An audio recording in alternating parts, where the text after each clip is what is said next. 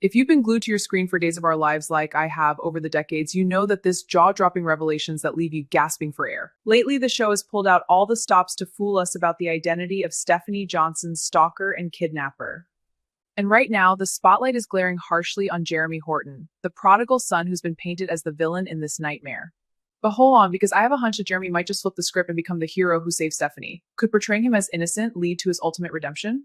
Let's dive deep into this storyline, unpack deceptions, and speculate on how it all I've seen is sagas. First, let's rewind a bit and set the stage for those who might have missed an episode, or tour for the newcomers who are just dipping their toes into the dramatic waters of Days of Our Lives.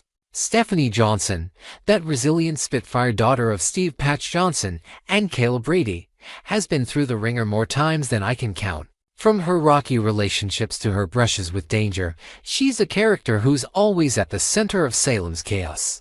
Remember her early days? Back when she was racing cars and stirring up trouble as a young adult, Stephanie embodied that perfect mix of vulnerability and strength. But this latest arc, it's taken her peril to a whole new level. A shadowy stalker has been lurking in the background, escalating to a full-blown kidnapping that's left the entire town and us viewers on edge. The writers have masterfully orchestrated a campaign of deception that's had us all pointing fingers. From the get-go, subtle clues were dropped like breadcrumbs leading straight to Jeremy Horton. Jeremy, for those needing a refresher, is Mike Horton's son and a Horton family member with a checkered past. He's no stranger to controversy. His history includes shady dealings, romantic entanglements that border on obsessive, and a general air of unpredictability that makes him an easy target for suspicion. But is he really the monster they're making him out to be?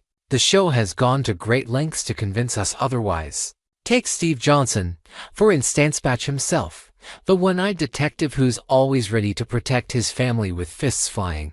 Steve has been on a mission, piecing together evidence, or what passes for it in Salem, that paints Jeremy as the prime suspect. He's so convinced that he's even roped in poor Julie Williams, the Horton matriarch who's seen her share of family scandals over the years. Julie, bless her heart, is no pushover. She's the kind of character who's weathered everything from lost loves to corporate intrigue, always emerging with her southern charm intact.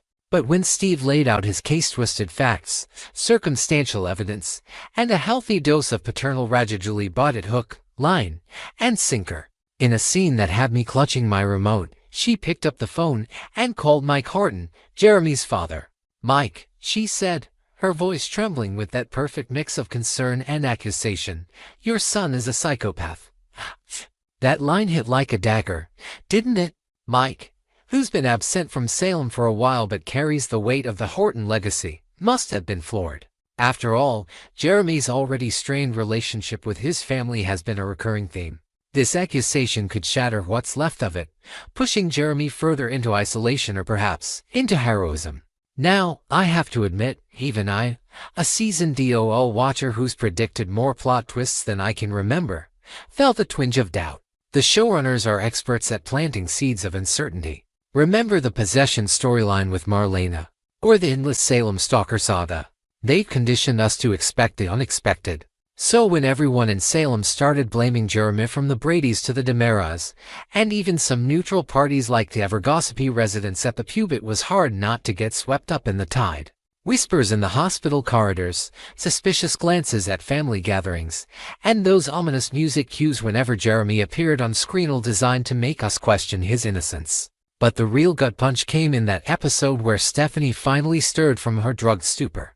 Kidnapped and held captive in some dingy, undisclosed location, classic soap trope. Right, she opens her eyes, disoriented and terrified. And there he is, Jeremy, looming over her with those intense, lustful eyes that scream danger. The camera lingers on his face, the lighting casting shadows that make him look every bit the predator. Stephanie's fear is palpable. Her scream echoes through the scene, sending chills down our spines. For a moment, I was genuinely worried. Had the show pulled the wool over our eyes? Was Jeremy, the reformed bad boy trying to make amends, actually the one behind this horror? And then, the twist, it was all a dream. Stephanie's subconscious, fueled by the town's accusations and her own trauma, conjured up this nightmare vision. Jeremy wasn't there. He wasn't the kidnapper. It was a brilliant misdirect, one that harkens back to DOOL's long history of dream sequences and hallucinations. Think about it though, many times have we seen characters like Sammy Brady or EJ DeMera trapped in fever dreams that blur the line between reality and fantasy. This one served a dual purpose: to heighten the drama and to underscore Jeremy's innocence. By showing us this false scenario, the writers are subtly or not so subtly reminding us that perceptions in Salem are often skewed by fear and rumor. So, with Jeremy cleared in our minds if not yet in the eyes of the characters, where does the story go from here? This is where my speculation kicks in, drawing from patterns I've observed in over 50 years of this show's evolution. To prove his innocence once and for all, Jeremy could very well be the one to swoop in and save Stephanie. Imagine the scene: Stephanie, still captive, her hope fading as the true kidnapper, whoever that turns out to be, maybe a long-lost enemy from the Johnson family's past. Or a new villain with ties to the DeMeras closes in for the kill. The tension builds, the music swells, and just as all seems lost, Jeremy bursts through the door. Perhaps he's been investigating on his own, piecing together clues that Steve overlooked in his blind rage. Or maybe it's a chance encounter, a tip from an unlikely ally like Lucas Horton, or even a reformed criminal from his past. The drama would be exquisite. Jeremy, fighting off the real culprit in a pulse-pounding confrontation, his face bloodied but determined. Stephanie, wide-eyed in shock, realizing that the man she feared in her dreams is her actual savior. Their eyes meet, and in that moment, the lustful gaze from the nightmare transforms into one of genuine concern and perhaps budding romance. It's soap gold. And let's not forget the fallout. Steve would have to eat crow, apologizing to Jeremy in a heartfelt scene at the Brady pub. Julie would retract her harsh words to Mike, maybe even organizing a family reconciliation dinner at the Horton home. The town would buzz with the news, shifting alliances and sparking new subplots. But will this actually happen? Let's discuss the possibilities, weighing the pros and cons like true DOOL aficionados. On one hand, it fits the show's redemption arc formula perfectly. Jeremy has been portrayed as a misunderstood anti-hero for a reason. His backstory is rife with opportunities for growth, abandoned by his mother, struggling with identity in the shadow of the Horton name, and past mistakes that include everything from fraud to failed relationships. Saving Stephanie would not only clear his name but also elevate his status in Salem. It could lead to deeper explorations of family dynamics, maybe a renewed bond with Mike, or tensions with Steve that evolve into mutual respect. Moreover, the timing feels right. Days of Our Lives has been ramping up its focus on legacy characters lately, blending nostalgia with fresh drama. Bringing Jeremy into the hero role would honor the Horton lineage while appealing to longtime fans who remember his introduction back in the 2000s. And let's be real, the show loves a good wrongly accused storyline. We've seen it with characters like Jack Devereaux, who was presumed dead multiple times only to return as a savior. Or even Stefano DeMera's endless resurrections that twist villainy into something more complex. On the flip side, the writers might zig when we expect them to zag. What if Jeremy's involvement is more complicated?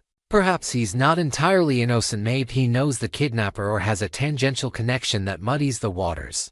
Or, in a darker turn, the real stalker could frame Jeremy even further, leading to his arrest before the truth emerges. DOOL has a knack for prolonging agony. Remember the year-long mystery of who killed Abigail Devereaux. They could drag this out for months, building to a sweet climax where Jeremy's heroism shines through.